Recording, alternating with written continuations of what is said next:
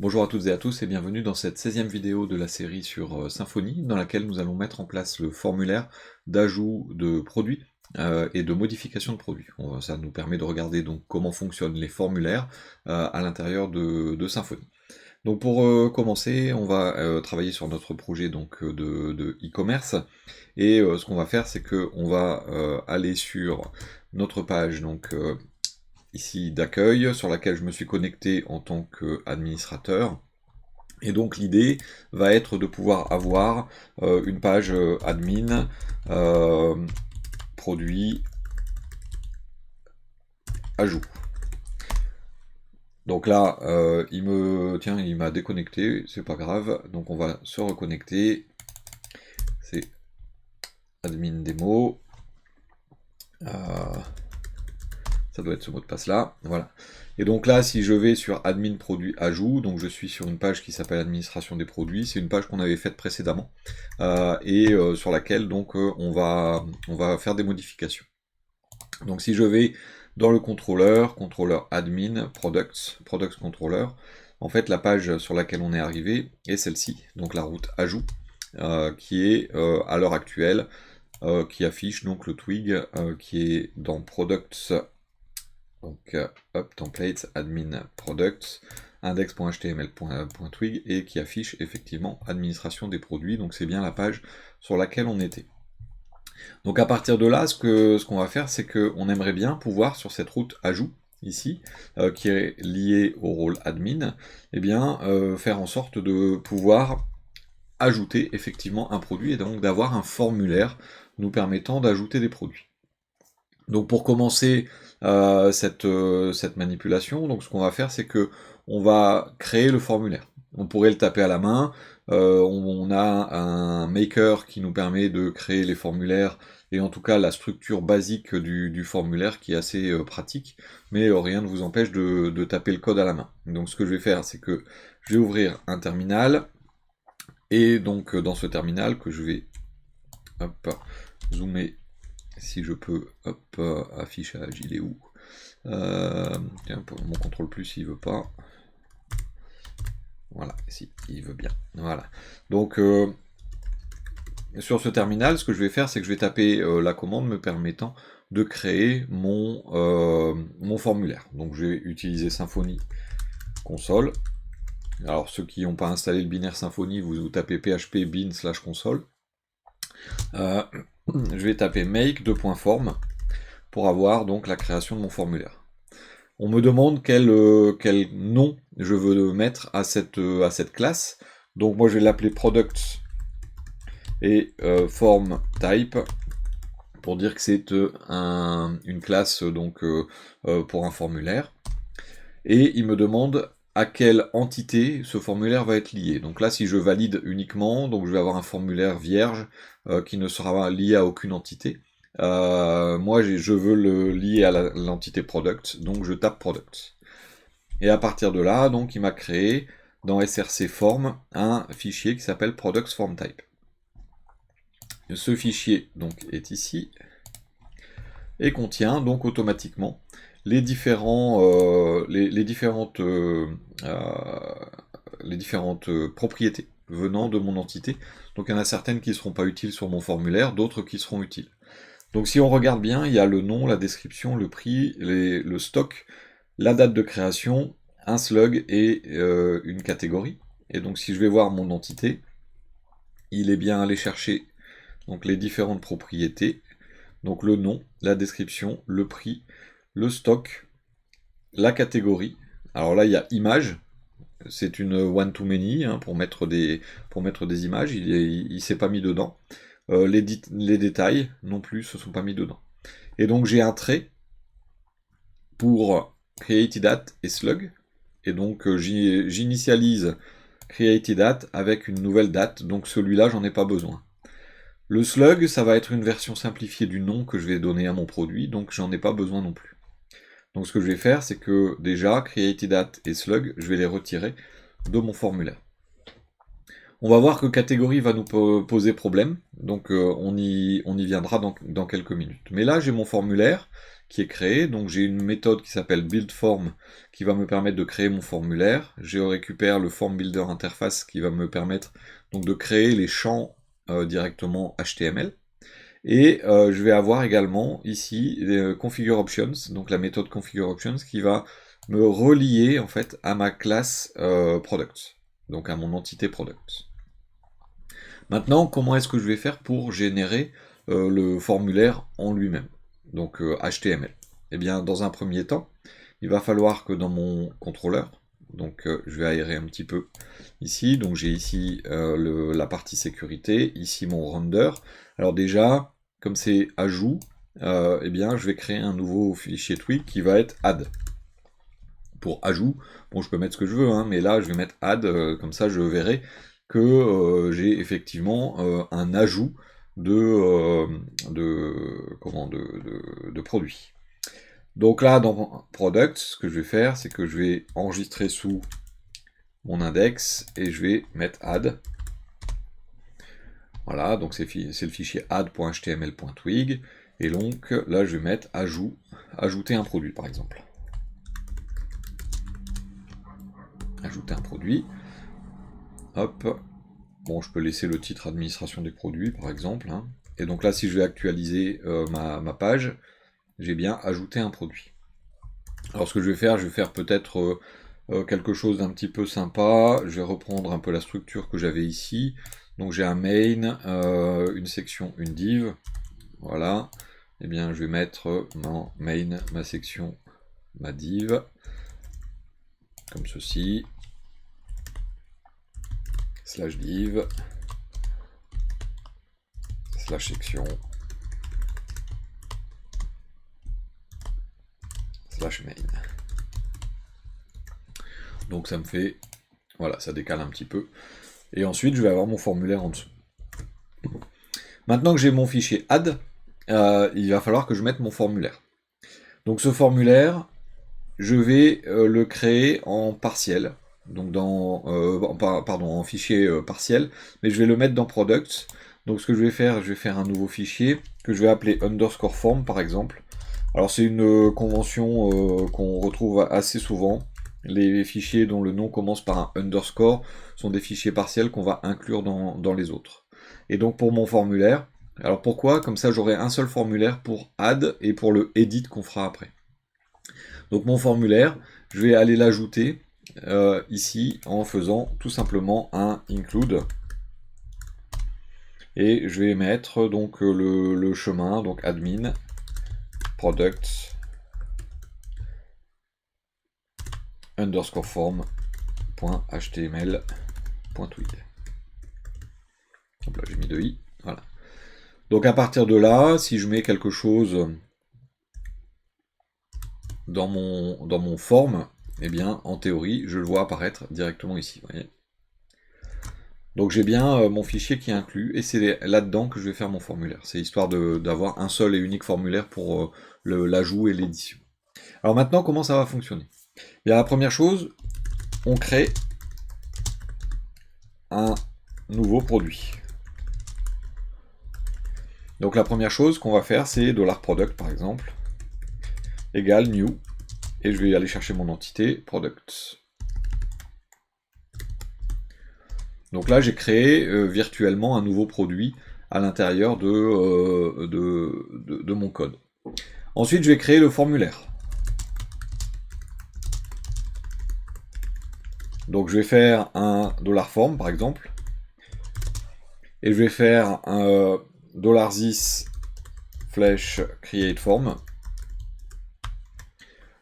pour lui dire crée-moi un formulaire. Et donc le premier paramètre qui est attendu, c'est le type de formulaire en forme sous forme de chaîne de caractères. En fait, on va aller chercher le nom de la classe correspondant à notre formulaire. Donc on va aller chercher product form type, et comme on veut le nom de sa classe, classe.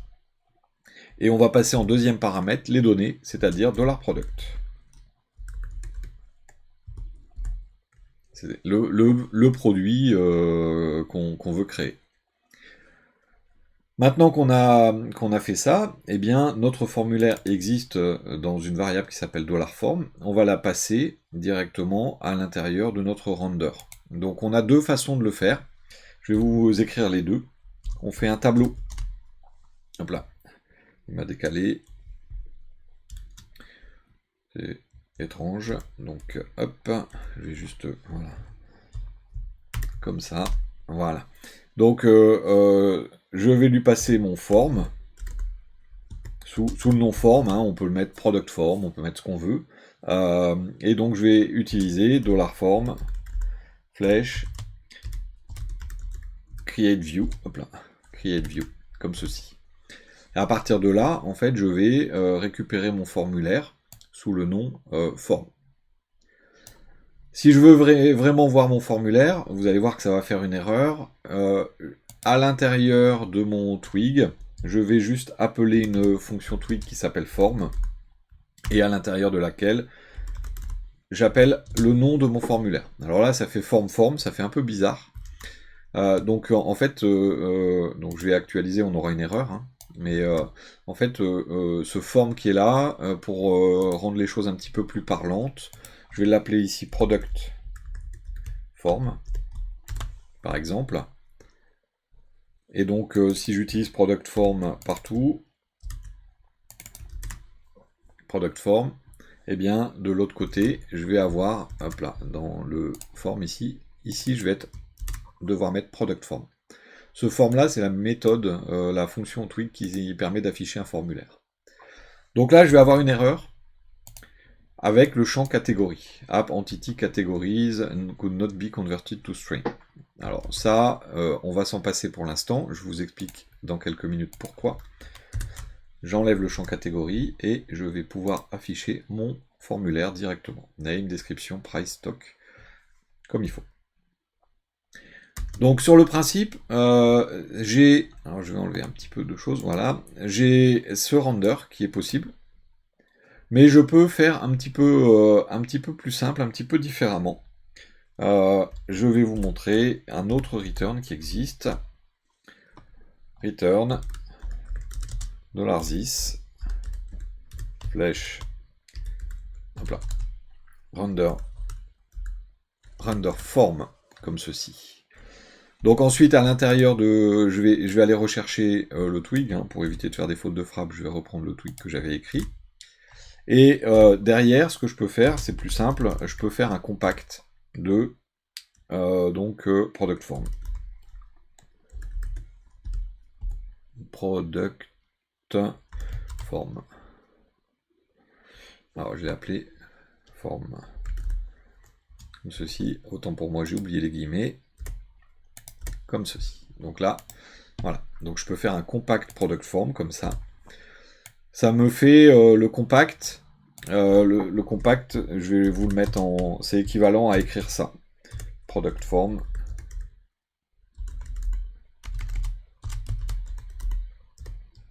Double flèche. $product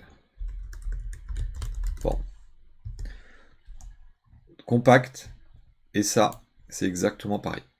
C'est quand on a la même chose des deux côtés ici, on peut utiliser compact. Donc ça, c'est, j'en ai déjà parlé, mais c'est pour y revenir. Donc c'est ce render là, donc ce return là, ou ce return là. Ça va faire la même chose, regardez, j'actualise, j'ai exactement pareil.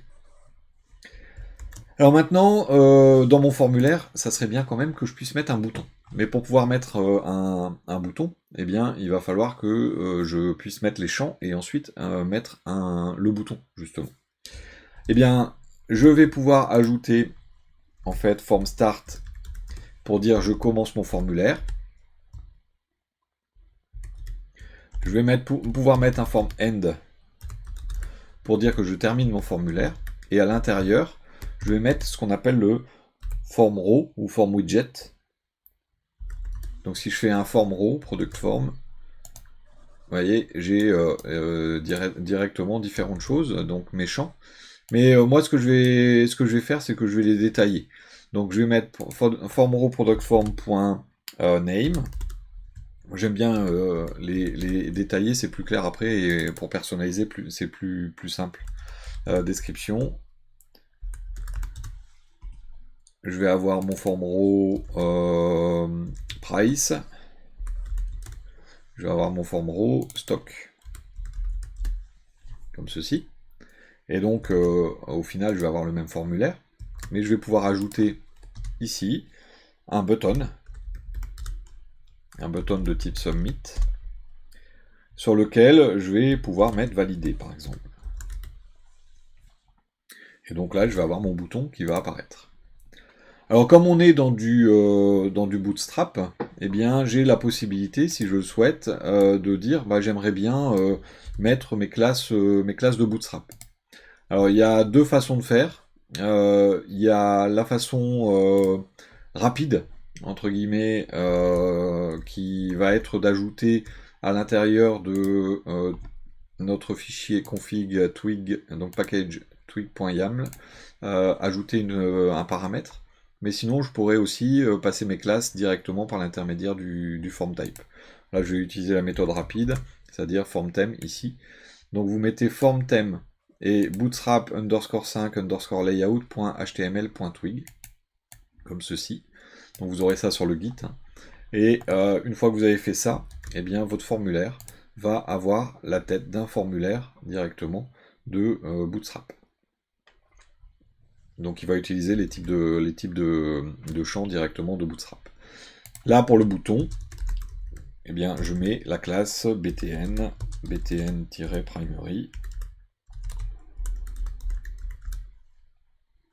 comme ceci. Et là, je vais avoir mon bouton qui va être à la mode Bootstrap également. Donc une fois que vous avez fait ça, vous avez votre formulaire qui est prêt à être utilisé. Form row, c'est directement le label et le champ.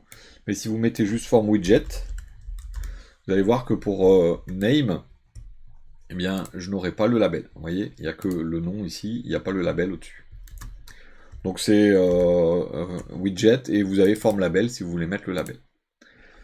Une fois que vous avez fait ça, eh bien votre formulaire est presque terminé, si ce n'est que eh bien, on aimerait bien pouvoir mettre nos catégories à l'intérieur du formulaire. Et comme je vous l'ai montré, donc si on fait maintenant, si on met catégorie, il me dit l'objet de la classe catégorie ne peut pas être converti en chaîne de caractères.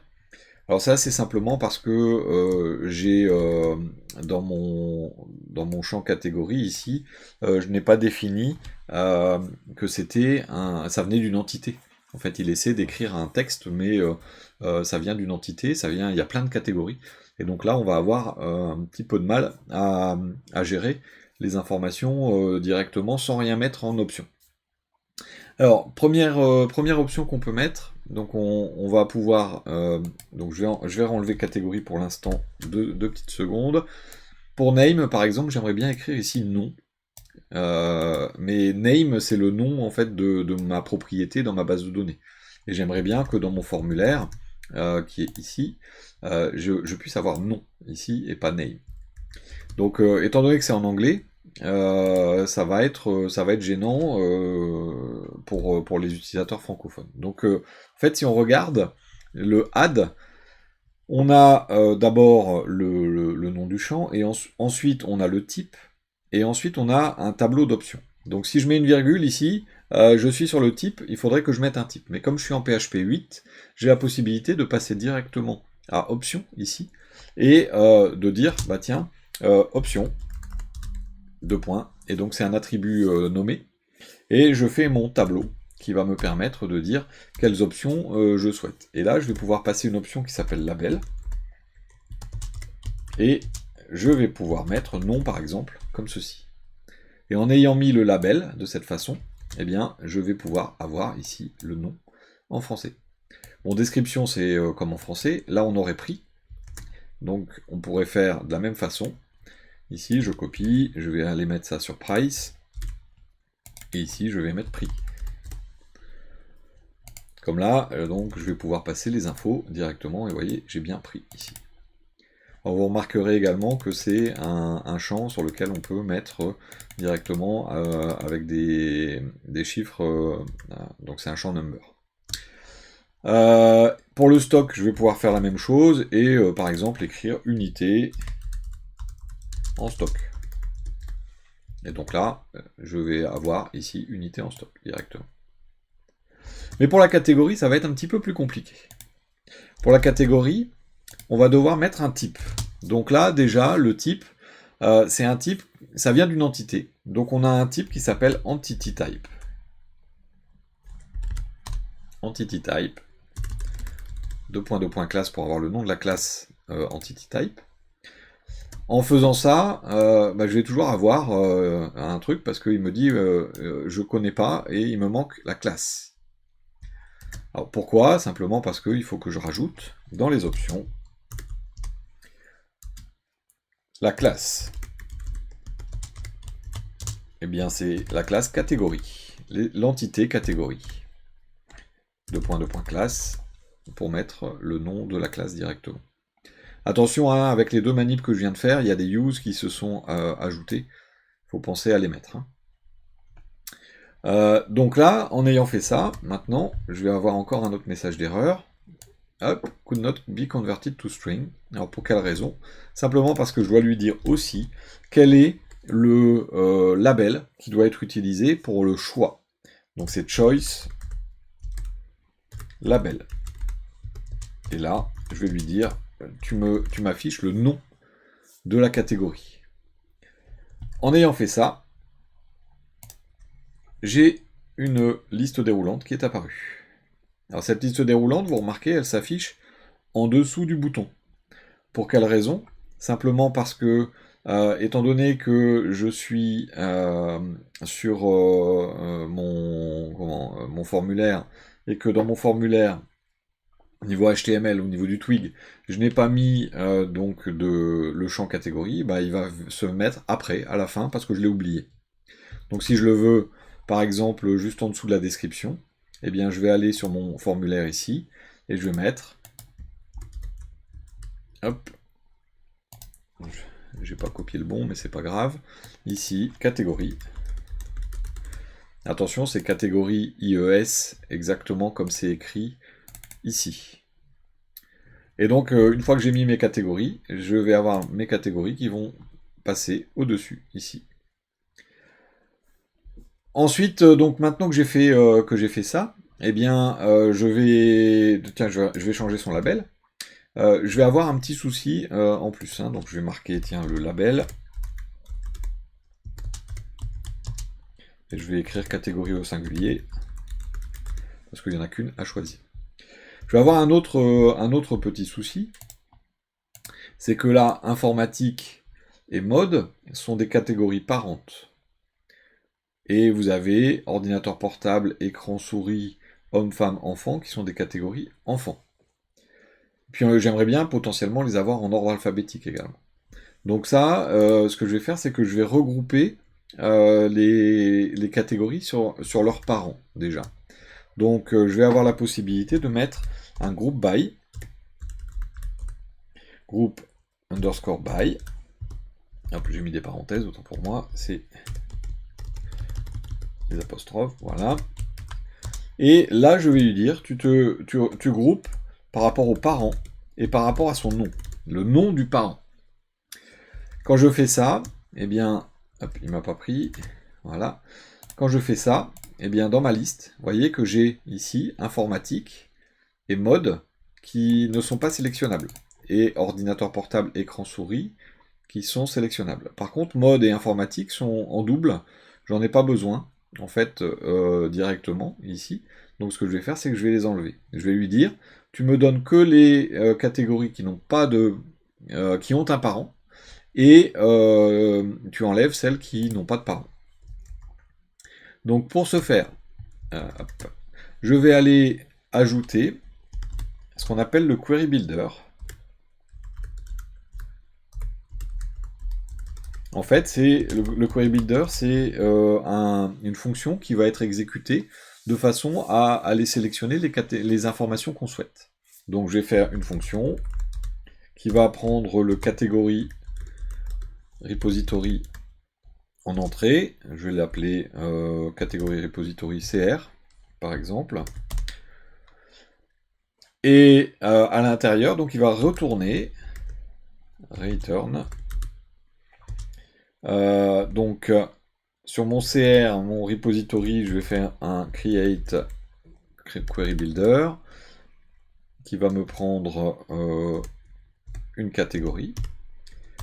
Je vais lui dire qu'il doit faire un where, c'est équivalent au SQL. Hein. La catégorie, son parent is not nul. Les catégories qui ont un parent. Et je vais leur dire order by.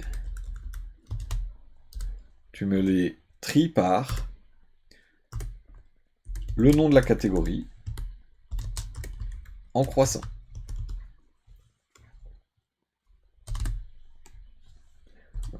Je vais mettre le point virgule au bout. Voilà. Donc là, qu'est-ce que j'ai fait? Je lui dis, pour remplir ma liste déroulante, il va me chercher uniquement les catégories dont le parent n'est pas nul. Donc pour rappel, dans la base de données, si on va sur les catégories, eh bien, il y a des catégories qui ont leur parent qui est nul, et d'autres catégories qui ont le parent qui est pas nul. Eh ben, on va prendre que celles dont le parent n'est pas nul. C'est-à-dire qu'on va pas prendre mode et on va pas prendre informatique. Et à partir de là, eh bien, on va se retrouver avec informatique, puis mode, donc on est bien en ordre alphabétique, et ensuite écran, ordinateur, souris, on est bien aussi ici en ordre alphabétique. Et informatique et mode ne sont pas sélectionnables. Maintenant qu'on a fait tout ça, eh bien, il va falloir qu'on gère l'envoi de notre formulaire, parce qu'à ce stade, il ne se passe rien. Donc maintenant que notre formulaire est écrit, eh bien, on va gérer son envoi en allant, alors le form type, je peux le fermer, en allant directement à l'intérieur de notre contrôleur et en faisant donc le traitement de ce formulaire. Donc pour pouvoir traiter un formulaire, il faut récupérer la requête qui a été générée à l'envoi du formulaire. Donc pour ce faire, je vais devoir ajouter à l'intérieur de des entrées de ma méthode, je vais devoir injecter request de HTTP Foundation, que je vais appeler request. Et comme je vais avoir à gérer le stockage en base de données, je vais aller chercher Entity Manager Interface. Entity Manager Interface, il est où? Il est plus bas. Hop. Entity Manager Interface que je vais appeler EM. Ça me permet donc de faire le stockage en base de données. Et comme je vais avoir à générer un slug, je vais aller chercher également Slugger Interface, que je vais appeler Slugger, qui est une version simplifiée du titre qui va être mis au produit. Maintenant que j'ai fait ça, première chose, on traite la requête du formulaire. Pour traiter la requête du formulaire, on va faire un product form handle request et on va lui passer $request. Et donc là, si je fais un dollar, je vais faire un DD $product form. Là, j'ai mon formulaire. DD, c'est pour le dumper. Hein.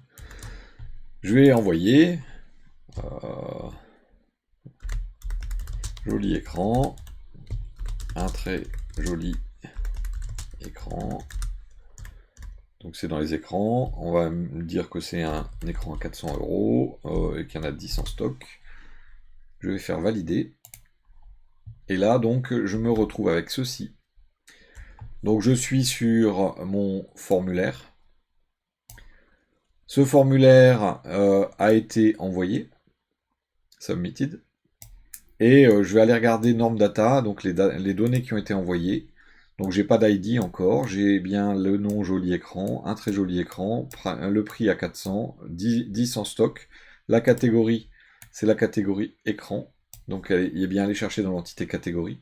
Bon, je gère pas encore les images, et created at a été défini. Donc là, il est 14h27 et c'est bien 14h27. Et le slug est à nul. Ça veut dire que slug étant obligatoire, il va falloir que je le gère. Mais je reçois bien toutes les données à l'intérieur de mon contrôleur. Maintenant, justement, qu'est-ce que je dois faire à partir de là? Eh bien, on vérifie si le formulaire est soumis et valide. Dans cet ordre-là. Donc je vais faire un if product form et j'ai une méthode isSubmitted. Ça renvoie true s'il est envoyé, false s'il n'est pas envoyé. Et $product form flèche is valid. Donc c'est si je mets des validations de formulaire, qu'on verra un petit peu plus tard, eh bien on va avoir donc la vérification de la validité de ce qui a été envoyé.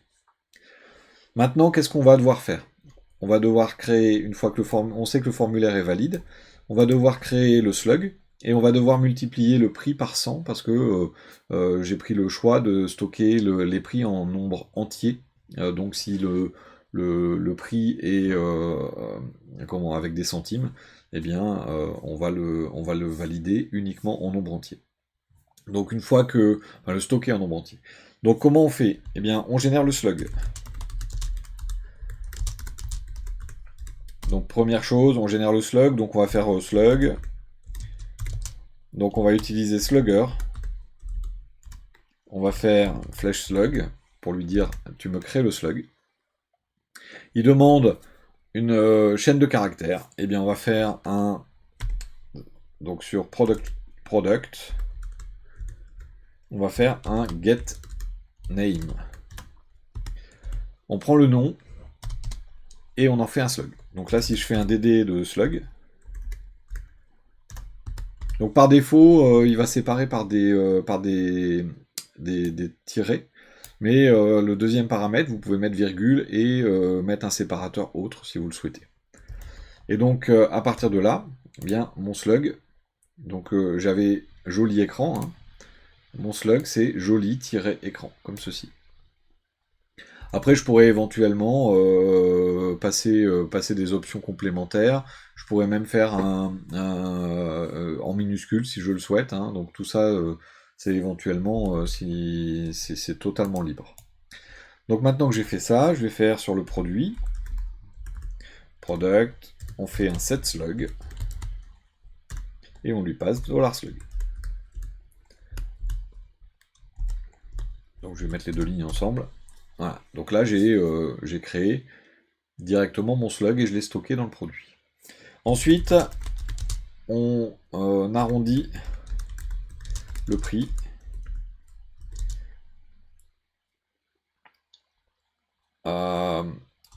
Donc en le multipliant par 100. Donc on va faire un prix $product get price et on le multiplie par 100. Bon, j'aurais pu le faire en une ligne, hein, et donc $product set price $prix. Donc là, si je fais un dd de prix, j'ai mis 400, donc ça doit faire 40 000. Voilà. Donc 400,00. C'est le choix, hein, qui avait été fait dès le départ. Maintenant qu'on a fait ça, eh bien, on va pouvoir stocker les informations. Et donc je vais faire, avec mon Entity Manager, je vais faire un persist de mon produit pour vraiment stocker, valider toutes les informations, et em flush pour exécuter et stocker dans la base de données. Après, on pourrait éventuellement faire un message flash, comme ceci. Add flash. Alors je rappelle les messages flash, on avait fait un un petit fichier dans les partials flash, voilà, avec directement l'alerte qui donnait le message qu'on passe. Donc par exemple là, on va utiliser le success pour dire que ça s'est bien passé, et produit ajouté avec succès. Et donc si on regarde, on a la route admin products index, et bien on va faire ensuite, on redirige. Donc là je vais marquer tiens on stock. Et ici on redirige. Et donc là return this redirect to route. Et donc c'est, alors je me souviens plus, admin products,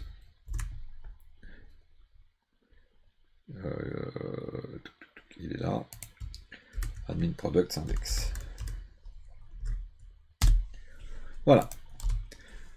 Donc avec ce code, ici, je gère mon formulaire. Alors il y a toutes les validations, les contraintes et autres qu'on verra plus tard, mais sur le principe maintenant, si je renvoie, produit ajouté avec succès.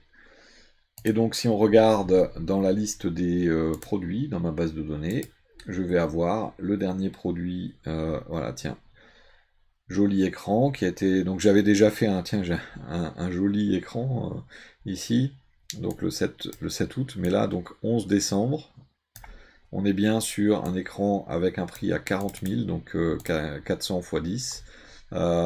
Donc là il y a un J majuscule, donc joli écran, un très joli écran, et ainsi de suite. Donc on a bien les différentes infos qui ont été gérées. C'est le produit numéro 12. Donc maintenant, ce qui pourrait être pas mal, c'est que je puisse utiliser sur la route qui est en dessous, qui est la route édition, donc admin produit édition /12, comme ceci, et donc arriver sur la même chose, c'est-à-dire arriver sur le formulaire, et ainsi de suite. Alors pour ça, ça va être assez similaire. Donc je vais reprendre en fait à partir de la création du formulaire. J'ai pas besoin de créer un nouveau produit puisque c'est une édition. Je vais reprendre tout ce que j'ai écrit là. Il y aura quelques petites différences, hein, vous allez voir. Je vais juste reprendre tout. Je vais le mettre à la fin ici. Donc j'ai laissé la vérification du rôle, Product Edit. Et là, bon, on aura 2-3 trucs qui seront en rouge parce qu'en fait, il faut que je reprenne également Request, Entity Manager Interface et Slugger Interface, que je mette à l'intérieur de la parenthèse ici avec après $product, comme ceci. Alors sur le principe, je vais pas avoir grand chose de différent. Je vais juste ici faire un fichier qui va s'appeler edit.html.twig. Et ce fichier edit.html.twig va être très similaire au fichier add en fait. Donc je vais faire un enregistré sous, s'il veut bien. Ah, il veut pas. Si, il est là. Je vais l'appeler edit.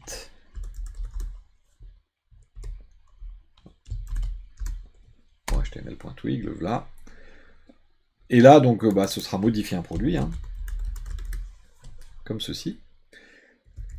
Et là, si on regarde, eh bien, je vais actualiser, j'ai bien la page modifier un produit, elle est pré-remplie, joli écran, un très joli écran, j'ai bien la catégorie écran, et ainsi de suite, mais là, j'ai le bouton valider, c'est pas, j'ai validé, alors on pourrait imaginer que le bouton, dans mon formulaire, soit pas validé, mais ajouté.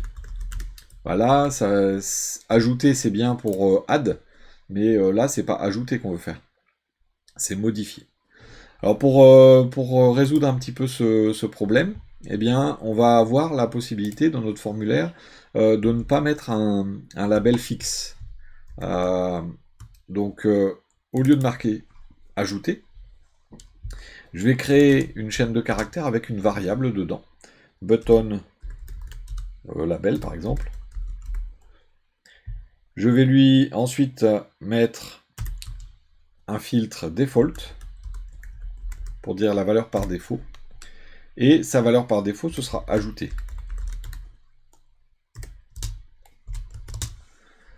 Donc là, en mettant button label comme ça, sur mon add, je vais quand même avoir, donc sur ajout, je vais quand même avoir mon bouton ajouté, vous voyez. Par contre, sur le bouton édition, il faudrait que j'ai le bouton modifier. Et bien là, en fait, c'est là, c'est ici, dans le include, que je vais pouvoir directement faire la modif. Parce que je peux, en fait, sur un include, ajouter ici with, hop là, en minuscule, et lui passer une variable, ou des variables, hein, button label, et je lui dis que là, c'est modifié. Si je mets pas button label, il met ajouté, et là, j'ai mis button label, et donc je vais pouvoir mettre ici, directement, j'ai mon bouton modifier.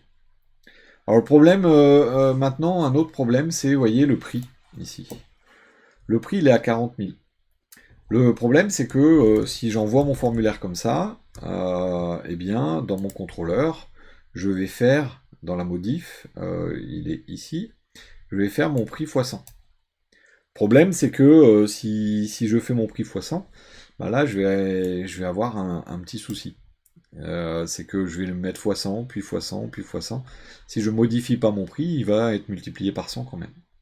Donc en fait, ce que je vais faire, c'est que je vais reprendre ces deux lignes-là, mais avant mon formulaire, c'est on divise le prix par 100. Comme ceci. Donc je vais faire prix, je fais un get price et je le divise par 100 et je le remets dedans. Ce qui fait que à l'affichage, je vais mettre 400 et lorsque je vais envoyer, eh bien ce sera de nouveau 40 000. Donc si par exemple je lui dis 300 et que je fais maintenant modifier, alors il va falloir que je change le message, mais donc ici j'ai 40 000, maintenant je vais me retrouver avec 30 000. Donc j'ai bien ma gestion des prix qui fonctionne. Donc là le message c'est pas produit ajouté mais modifié avec succès. Et donc en utilisant un seul et unique fichier de formulaire, eh bien j'ai pu gérer l'ajout et l'édition de mes produits directement. J'ai pas besoin de faire autrement. Tout est géré de la même façon en fait dans l'édition et dans l'ajout. Simplement, il faut faire attention au type de variable. Alors bien sûr, il y a dans ce formulaire aucune vérification à l'heure actuelle. On peut mettre un prix négatif. On n'a pas forcément la possibilité de mettre... Alors j'ai pas vérifié d'ailleurs, j'aurais dû. 299... 99, si on fait comme ça, que je modifie, il veut pas. Vous voyez, parce que on est sur de l'entier. Donc on n'a pas encore pour l'instant géré toutes les contraintes qu'on pourrait mettre en place sur nos différents affichages et nos différents champs. Ça va faire partie du tutoriel suivant. Donc la partie gestion des validations de formulaires, les contraintes, comment on fait pour être sûr qu'un champ n'est pas vide. En front c'est facile, en back-end c'est un petit peu différent. Donc voilà pour cette introduction sur les formulaires. Donc on a créé un formulaire d'ajout et d'édition. On peut maintenant donc créer des produits. On va ajouter donc dans le prochain tutoriel, donc sur la vidéo 17, on va ajouter les vérifications de validation de formulaire. Je vous remercie beaucoup pour votre attention, votre fidélité. Si vous avez envie de mettre un petit commentaire, n'hésitez pas, un petit pouce également, ça fait toujours plaisir. Vous pouvez nous rejoindre sur le Discord pour poser des questions techniques si vous le souhaitez. Je vous remercie beaucoup pour votre attention et je vous dis à bientôt.